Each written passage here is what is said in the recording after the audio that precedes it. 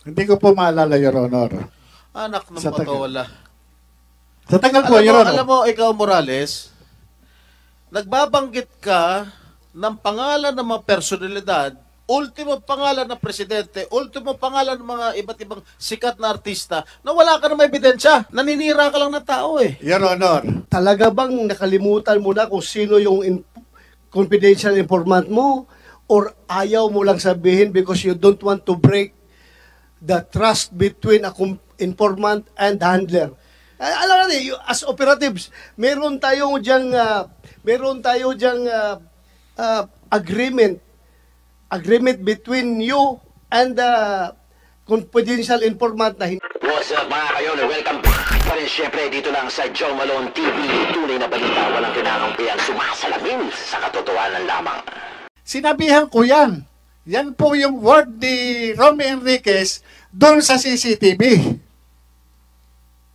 Sinabihan ko yan. Ngayon, yung si Picoy o si Eric Santiago, napaka-insisting niya. Na hindi, sabi niya, ano natin yan, kaya tulungan natin yan. Tulungan natin yan. Kasi wala, papatayin yan. Tingnan nyo, Your Honor, yung posisyon Sinong papatayin? Ako daw. Ang nagsabi si? Yung Picoy, yung Eric Santiago, Your Honor, yung, ang alam ko, taga Napolcom yun eh. Kumsek, invite Eric Santiago, Napolcom. Bakit ka naman papatayin? Ay, hindi ko po alam, dahil po dito siguro. Kasi sa akin, sa akin lang po, trabaho lang eh.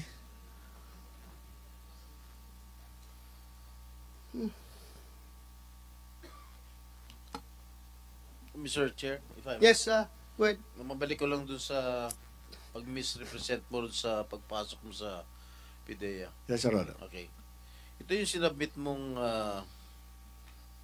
mga dokumento sa PIDEA na sinasabi mo during those dates, investigador ka, VIP security, what so and so forth. Wala kang nilagay na you were dropped from the PNP and you were dismissed from the PNP. Your Honor, yun po yung allegation na lang ng PIDEA sa ngayon.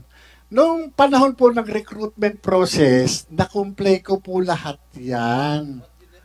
You never wrote in the in your PDS, yung parang personal data sheet, that you were dropped from the rolls of the PNP. Your Honor, you were dismissed from Your the Honor, service. merong pinasubmit sa akin, may pinakomply nga po, yung PIDEA recruitment, pinakomply po lahat sa akin. Na-comply ko po lahat yan. Ano pinakomply sa'yo? Lahat po ng mga lacking na documents. Halimbawa, lumabas sa background investigation, halimbawa, may ganito, may lacking ako. Pinakomply naman po, eto, may ganyan, alam mo ba to? Eh, hindi ko po alam. Kung ngayon, alam ko na, inayos po yan. Yung ginagawa From PDEA here.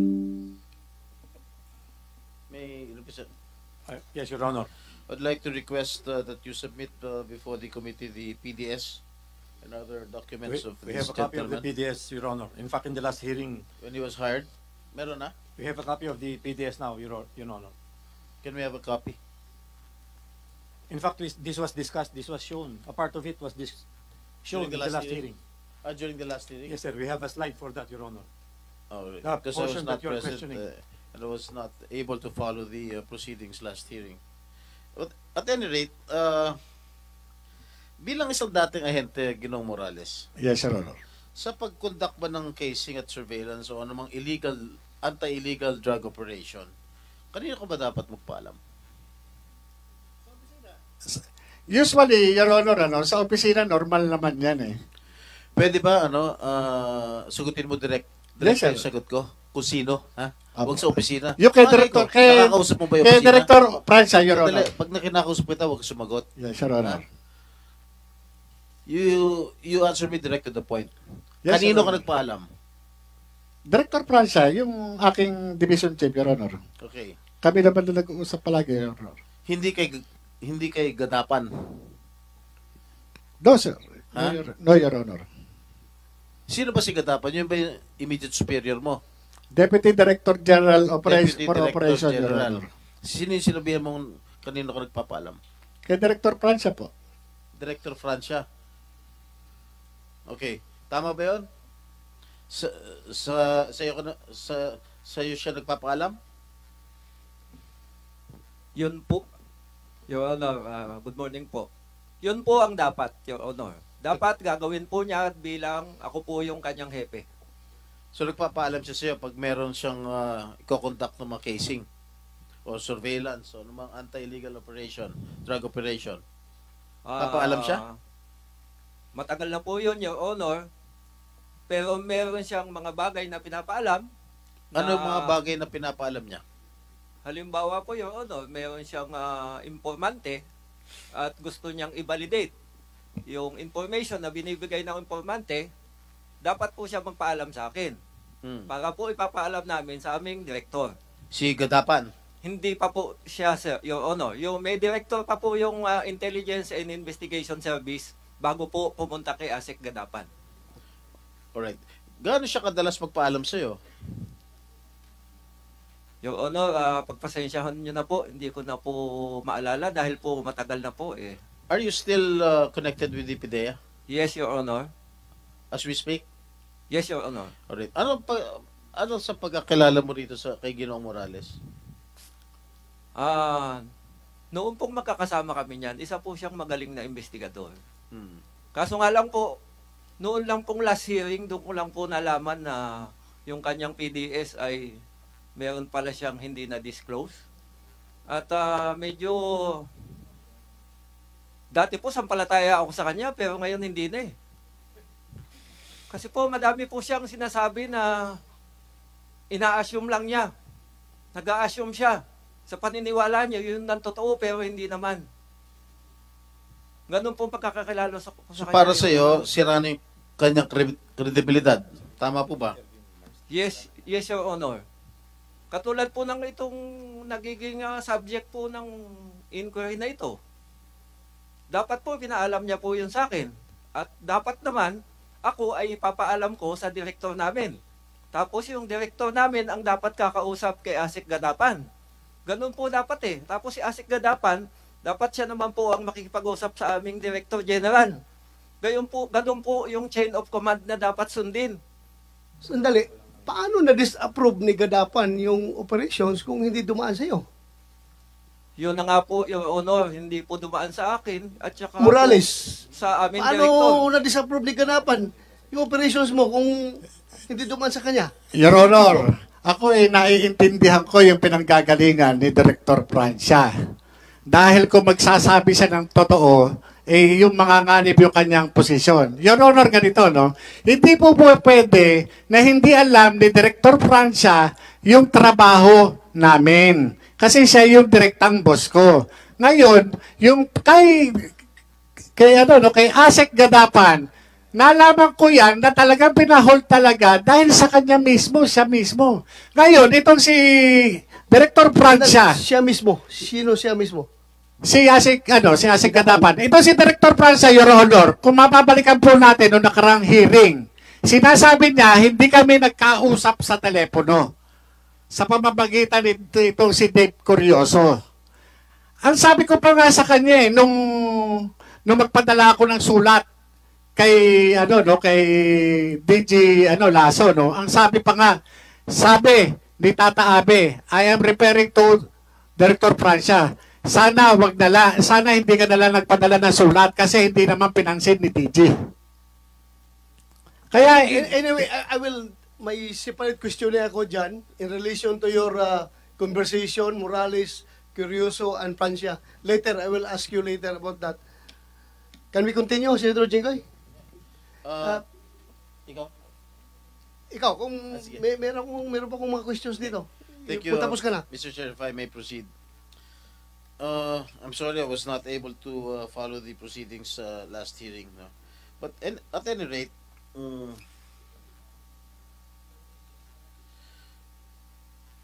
during the last hearing, the authority to operate provides that 7 other personnel of the PDEA Intelligence and Investigation Service, or IIS, were supposed to join the anti-drug operation against then Bongbong Marcos. Am I correct? yes, sir. But when asked during the previous Senate hearing, who were these 7 personnel, you conceded that you cannot even name or remember one. Wala ka naalala. Your Honor, Yan pong 7, normally nilalagay po namin yan doon sa pre-ops. Tsaka doon sa, yun sa authority. I'm asking you, you cannot remember that even one. Sino po?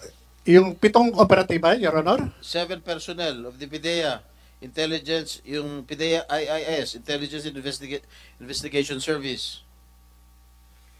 Paano Your Honor wala nakilala?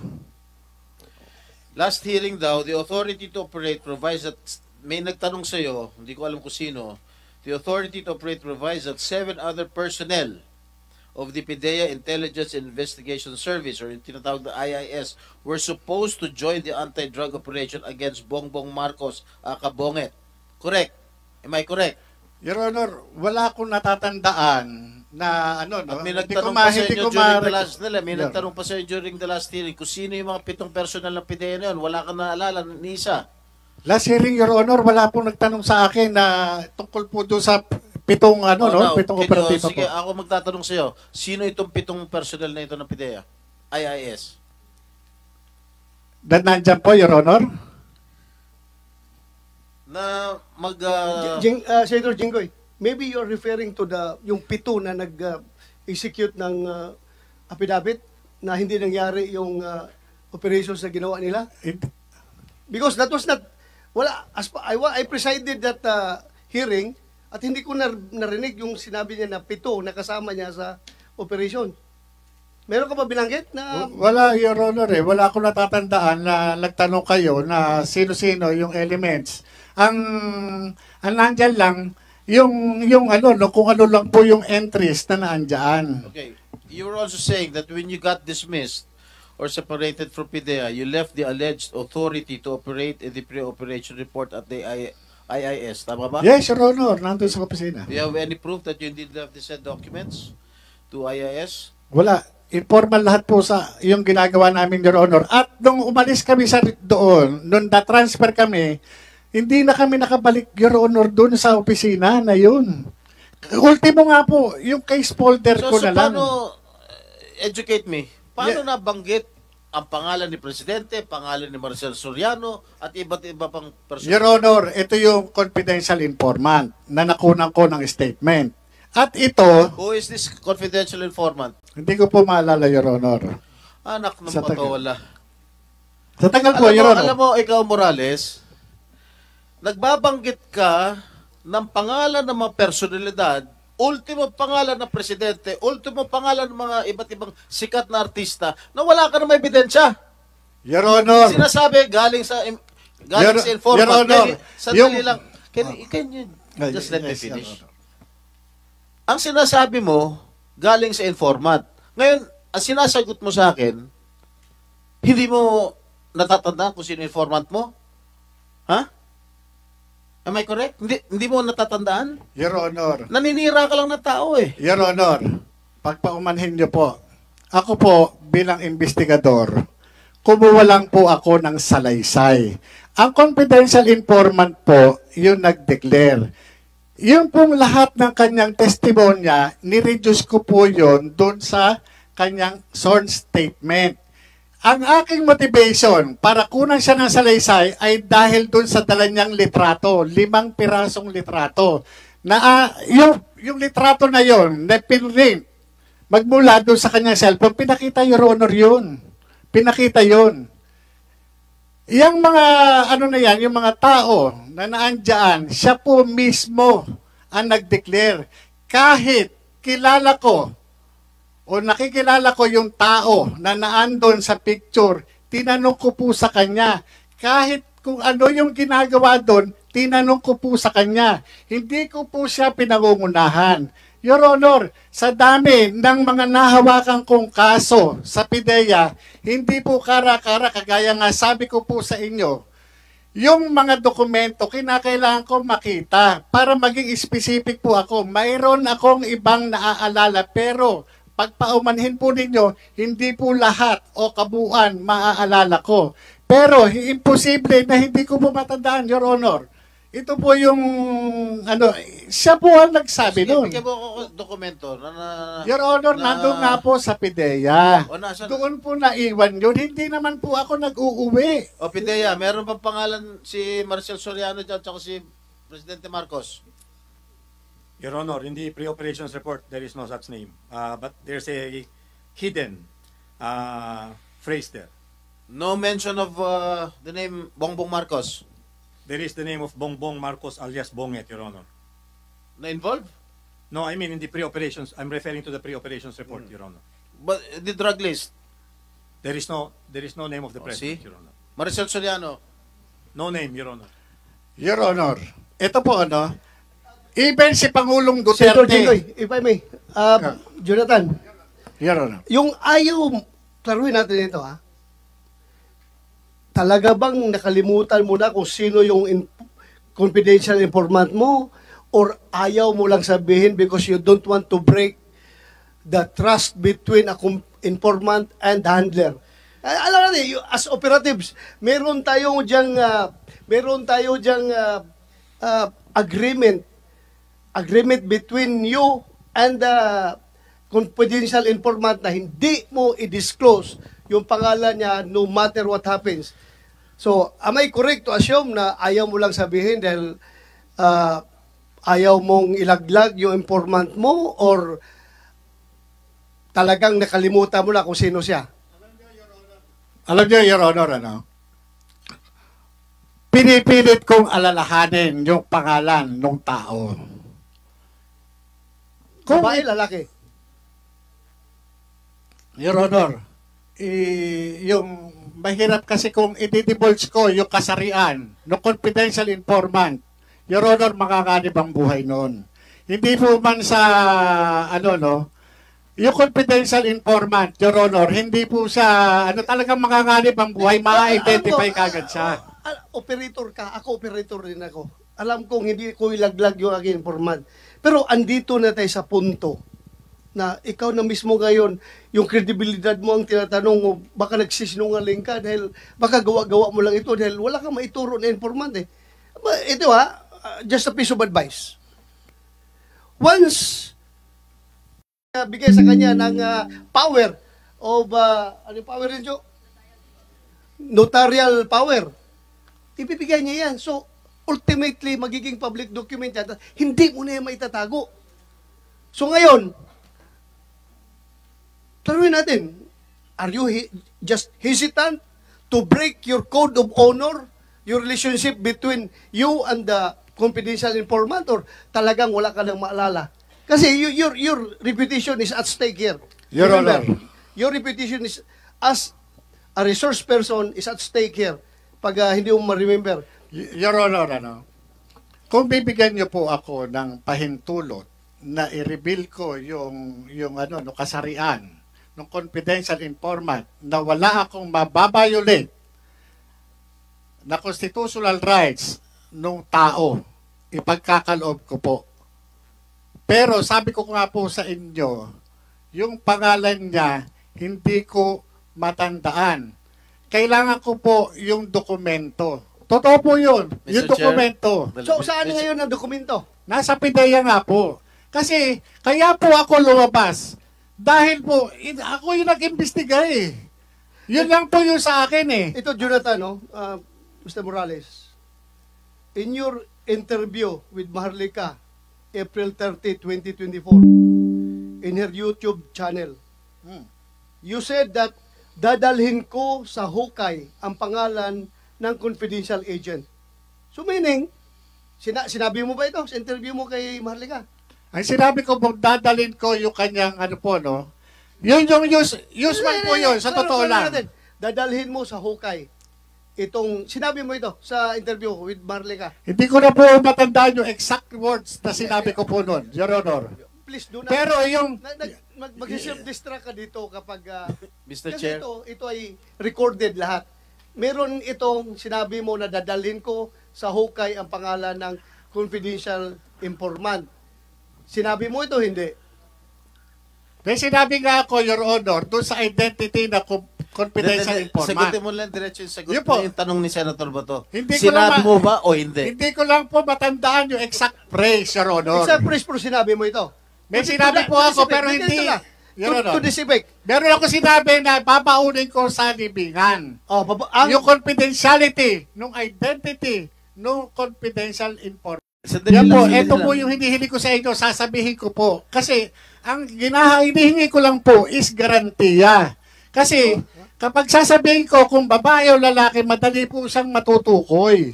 Bakit naman madali? Opo, kasi O, yung- alam nung sa sirkulasyon po eh. Sila po yun eh. Gusto Sila mo, po yun. gusto So, mo magkaroon ng executive session? Gusto mong sabihin in executive session?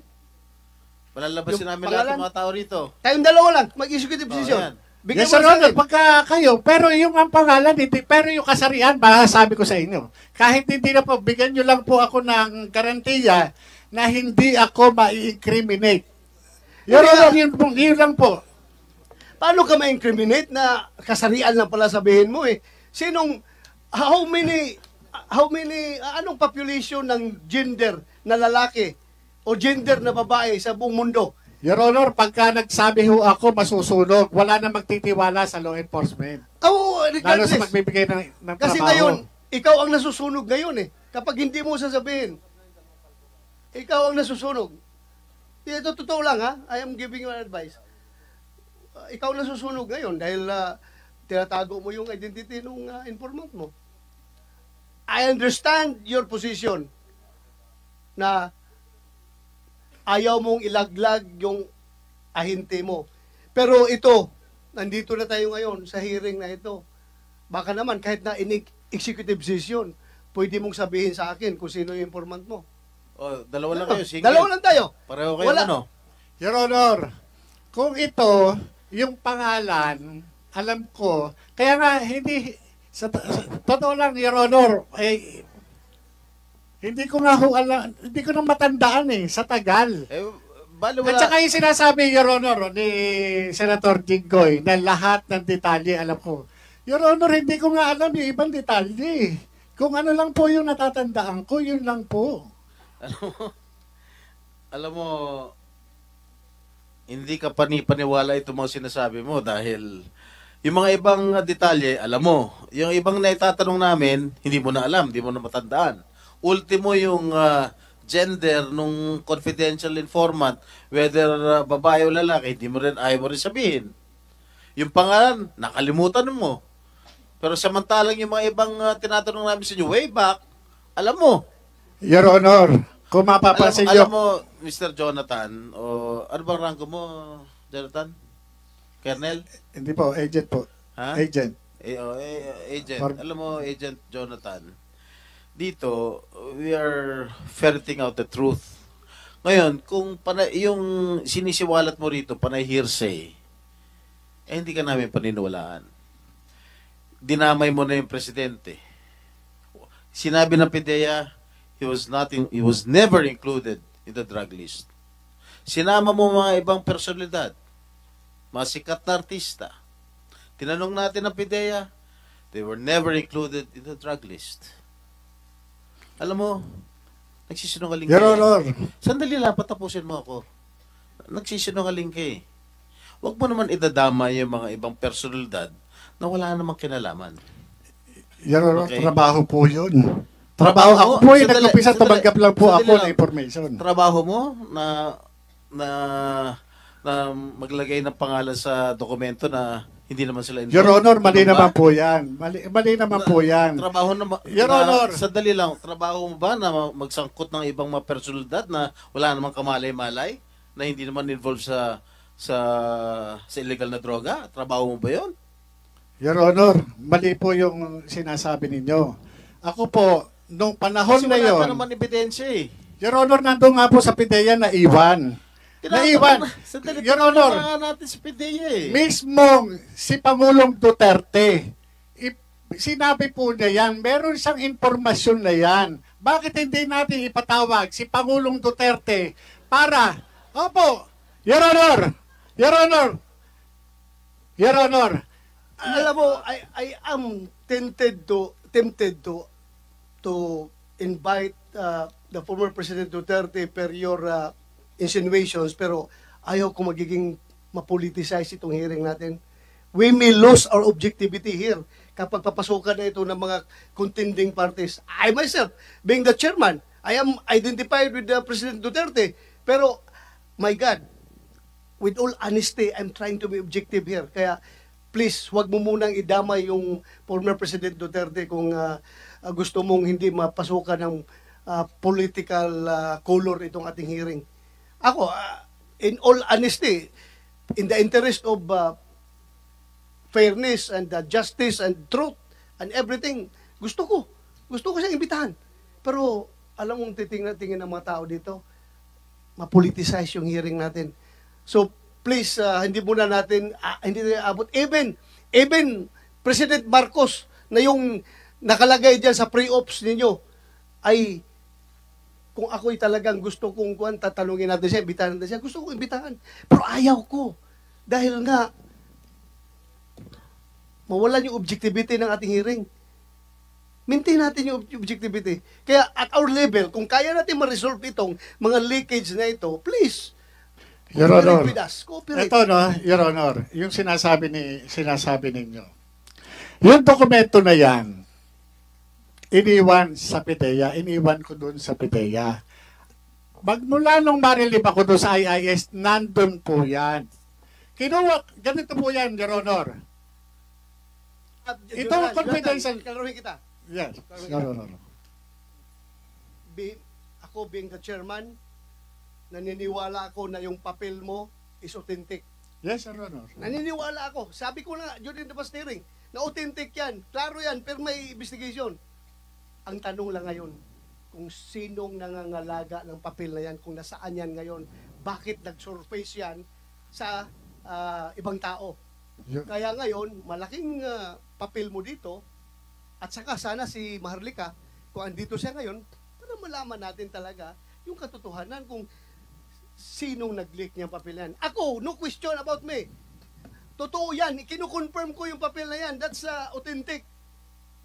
Nakikita ko, ay susugal ko yung aking buhay dito sa authenticity ng papel na yan. Totoo yan, pero ang tanong kung sinong nag-leak. Yun nga, Your Honor eh. Kaya ako sumulat kay General para sabihin ko sa kanya na wala akong kinalaman dyan sa ano na yan. Yan. Sinabihan nila ako, tumawag ako sa kanila. Anong sabi ni Director Francia? I-deny na lang natin. I-deny na lang natin para hindi magulo. Yun po yung sinabi niya eh. So, andito Your Honor eh. Your Honor, kung... Bago tayo pupunta kay Francia, with the permission of Senator Jinggoy, I just would like to continue my questioning. Yes, please. You mentioned, kasi baka mawala tayo sa direction, kung saan tayo mapunta. Mamaya, punta ako si Francia, pati si Curioso, at saka si Ma'am Maricel Soriano. Tapusin lang kita. You mentioned in paragraph number 12 of your position paper that after being halted, it was treated as ordinary case. Hence, shelved. What do you mean by treated as ordinary case? Ano ang standard operating procedure ng PIDEA sa mga ordinary case? Kailan nagiging hindi ordinary case ang isang kaso? Nawawala ba sa pagiging classified information ang nature kapag natag as ordinary case?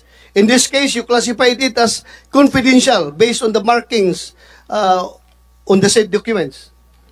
Ordinary case, Your Honor, yung treatment, kapag ka hindi na siya nagkakaroon ng follow-through. Kumbaga sa yung kaso na yan dumating lang at wala namang andyan lang siya. Hindi kagaya, Your Honor, yung mga kaso, kagaya ng mga case operational plan, talagang pinupursige po namin yan.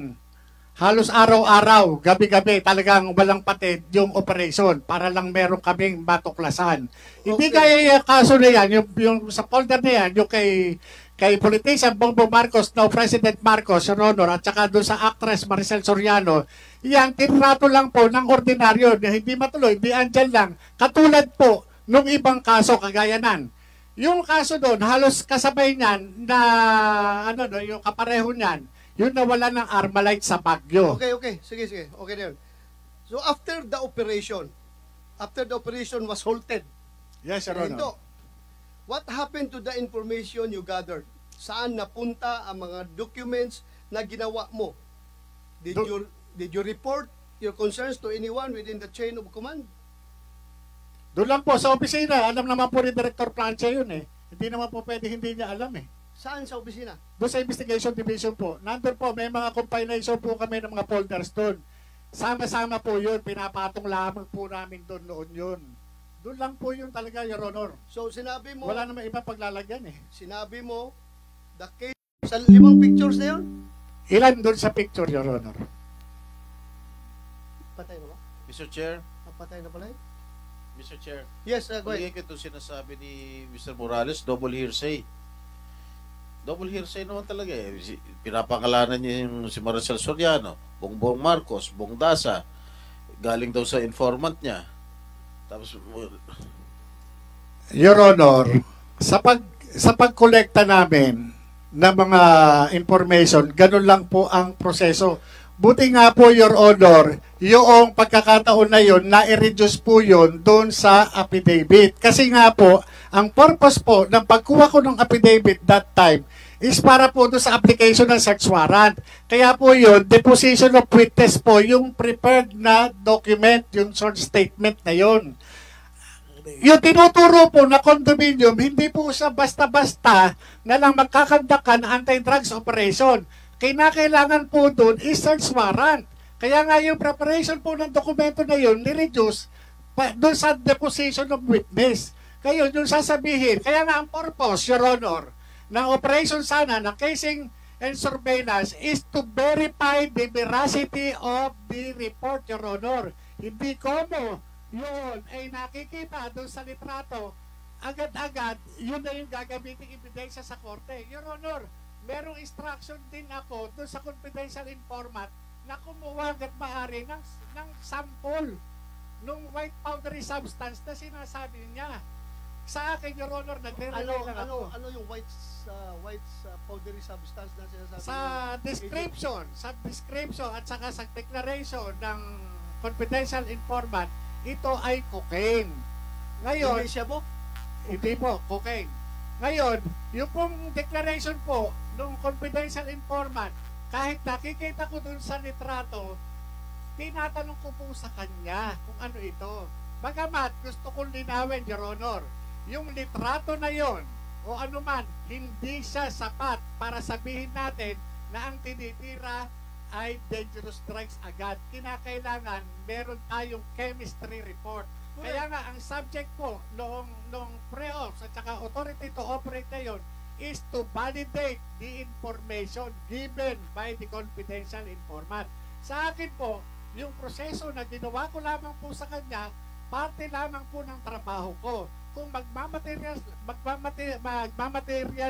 po yun, mag-ano po yun, i-apply po namin ang search warrant. Yun po yun. Kaya yung dismiss ka sa Recording in PDEA, progress. kanino mo officially turn over ang mga confidential document na hawak mo noon? Yung case folder mo. Yung umalis ka na sa PDEA, di ba? Na-dismiss ka sa PDEA? Yes, Your Honor. Ano? Yung case folder na yon na ang laman, 5 pictures, yung deposition ng confidential informant, at saka yung pre-ops, at saka authority to report, at saka yung affidavit, ay yung memorandum. Kanino mo turn over? Knowing that those documents ay classified documents, security classified. May nakalagay pa nga doon, confidential, di ba? Yes, Kanino mo turn over? doon po sa opisina namin ni Director Francia. Kami na yun. Tinanggap niya officially ni Director Francia. Your Honor, dalawa po kami dyan sa kwarto sa opisina. Doon nagpapalitan kami sa table. Dalawa po kami, Your Honor. Nung nagkaroon kami ng relief order, nirelieve kami, napunta kami ng NCR, hindi na po ako nagkaroon ng pagkakataon na makahawak pa ng anumang folder. Ultimo nga po, case folder, hindi ko nanawakan. Kaya pati nga hearing ko, hindi ko nga naatinan. Gawa na yung case folder, andun doon, Your Honor. Wala kang personal file? Wala po, hindi naman ako nag-uuwi sa bahay niyan eh. Ako, ganito Morales, Agent Morales, marami akong investigator na under me na kahit natapos na yung kaso, sinabihan ko magtago kayo ng personal file ninyo dyan dahil baka darating ang araw, ma-inkwentro natin yung tao na yan somewhere, tapos magiging powerful yan, mamaya ipapatay tayo dyan, hindi natin alam na yung pala, subject natin noon. Marami akong ginawakan noon ng mga terrorism cases, mga terorista. Ngayon, retired na ako, retired na yung investigator ko, pero pag remember ko, tawagan ko siya, yung investigador. Sino nga yung terorista na inahabol natin doon sa Maguindanao noon? Ano nga pangalan noon? Sino nga yun? Sino nga yung mayor doon na hindi lang protector kundi siya mismo ang drug lord sa kanyang munisipyo? Automatic yung investigador na may hawak ng kaso noon, mayroon siya personal file eh. Sir, si Kuan yun sir, ito yun, titingnan ko muna sa file ko. Hindi mo ba ginagawa yan? Personally? Your Honor, yun yung totoong nangyari. Wala ako talagang nadalang file. Nandun po. Ultimo nga case folder, Your Honor. Yung case folder mismo ng mga kaso na hindi nga po. Nandun po eh. Wala akong nadala, Your Honor. So, siya? Kung naiwan ito doon sa IIS nyo, nasaan ito ngayon? Your Honor, gusto ko lang pong linawin. Ang tanong niyo po kanina kay Jonathan Morales, nung na-dismiss ka sa PIDEA, saan mo iniwan? Sinabi po niya sa akin. Nung na-dismiss po siya sa PIDEA, wala na po ako sa Intelligence and Investigation Service. Ina-assume lang po niya yon. Sinasabi niya na sa akin tinan-over, gusto niyang ituro sa akin yung responsibilidad na siya dapat ang gumawa. So, i-deny mo. Deny mo na hindi mo talaga. Walang Kasi po, dapat siya ang may responsibilidad na itago yon. At precisely, being the officer on case, ikaw may hawak-hawak ng folder na yan. Tapos pag umalis ka na dyan, talaga siguro mo yung zip cape yan, ibigay mo doon sa, turn over properly sa sinong investigador na papalit sa'yo. In your case, yes. Your Honor, hindi nga po nagkaroon ng proper turnover, Your Honor. Ganito po yun. Galit po sa amin yung literato ng PIDEA. Yung sinasabi niya na ako raw nung na-dismiss, hindi po, ang pinag-uusapan po natin, di ba yung sinasabi ko nga sa inyo, nung na-relieve kami sa IIS, na-relieve po kami from IIS to NCR, hindi na po namin nahawakan yung anumang dokumento. Kung siya nakakahawak dahil pero lalo ako, hindi po. Dahil mainit po sa akin ang PIDEA leadership noong pa. Nung magmula nung na-relieve kami doon. Sinasabi ko nga po sa inyo, kaya nga po ako nagreklamo na noon sa publiko. Kasi nung time yun, nag-file pa kami ng kaso sa IAS. Nag-file pa ako. Kaya lalong nagalit sa akin ng administrasyon ng PIDEA. Kaya nga yung sinasabi nga niya na dapat ako yung may hawak ng kaso, ako yung case officer, dapat meron ako. Hindi na po lalo ako, hindi na ako nakabalik to sa opisina na yun. Hindi na po binabawalan po talaga. Talagang, kumbaga doon lang po kami doon sa kubo ng NCR. You confirm, Francia? Na hindi na kayo makakapasok doon sa opisina niyo? Alam niyo po, Your Honor, gusto ko sanang ituloy yung sinasabi ko kanina. Ang tanong niyo po sa kanya, nung na-dismiss siya, kanino niya tinan-over? Ang sagot niya po sa akin. Wala po siyang tinan-over sa akin nung siya ay na-dismiss and even before na siya ay ma-dismiss. Even po nung nandoon pa kami naka-assign sa IIS, wala po siyang itinurn-over sa akin. Yun pong papel na yun, kung totoong may ganun, ay dapat hahawakan mong mabuti yon. Dapat po idadaan mo sa tamang proseso. Dapat ibibigay mo sa tamang kustodyan. Ngayon po, pumapasok po sa isip ko, baka matay ko bang isipin. Kaya po niya hindi nagawa yon kasi walang ganun. Ganun po, Your Honor. Your Honor, Sandali. Ibig mo sabihin, pati ako naloko ni Morales. Kung sinabi ko na yung papel na yun ay authentic, sabihin mo na naloko ko ni Morales. Hindi naman po, Your Honor. Yun po ay sagan ng akin lang po. Matay ko pong isipin sa akin po sa sarili. Pero nakita mo yung papel. Ulitin ko nga, nandoon yung mga pangalan ng mga sasakyan ninyo. Kinonfirm ninyo na organic vehicle niyo yun. Di ba? O siya, kinonfirm niya, siya ang pumirma. Papel yun, siya pumirma. So, ngayon, ang problema lang is hindi natin malocate yung papel. Nasaan yung papel. Pero, wag mo do not impress me that ako'y naloko ni Morales. Hindi naman Ha? po, Your Honor. Na Yung wala po ay- talaga yung papel na yan. Wala as far as you are concerned dahil wala talaga sa inventory ng records ninyo. Am I correct? Yes, Your Honor. Hindi mo makita. Hindi ko po makita. Pero hindi ko masabi na yung papel na yun is inauthentic. Hindi talaga authentic yun. Sige nga, Yun po ay opinion ko po, Your Honor. opinion mo. Yes, Your Honor. Opinion mo. Ako, findings ko yun. As the chairman of this committee, Yes, Your natutuwa Honor. yung papel na yun. Yes. Wala akong kinikilingan dito, ha? I am objectively. Ikaw ba? Maka-generate si Morales ng papel na authority to report at saka yung pre-ops na mayroong markings pa, naka-xerox doon, naka-markings pa doon yung mga butas ng puncher na ginamit doon para pagsaksak sa passenger. Ibig sabihin, gawa, kayang gawin yun? O hindi naman, that is scientifically improbable at so you mean to say na mali ako sa aking impresyon. Hindi naman po, Your Honor. Sige nga, Ay, sa you state opinion. your stand. By opinion, Your As far as PDEA is concerned, wala talaga yung document na yan. Naniwala ko sa inyo. Yes. Makita. Ano nyo makita? Tinanggal lang ito sa paano nyo. Kahit mag-inventaryo kayo 1,000 times, hindi nyo makita yung papel na yan dahil wala na. Nandoon na sa social media. Nagkalat na. Pero kung sabihin mo na hindi authentic yun, my God, babalik ako sa grade 1. Kung sabihin mo na hindi authentic sa yung papel na yun. My apology, Your Honor. Pero yung nga, I also accept your statement na wala talaga yan sa inyo. Dahil hindi nyo malukit-lukit.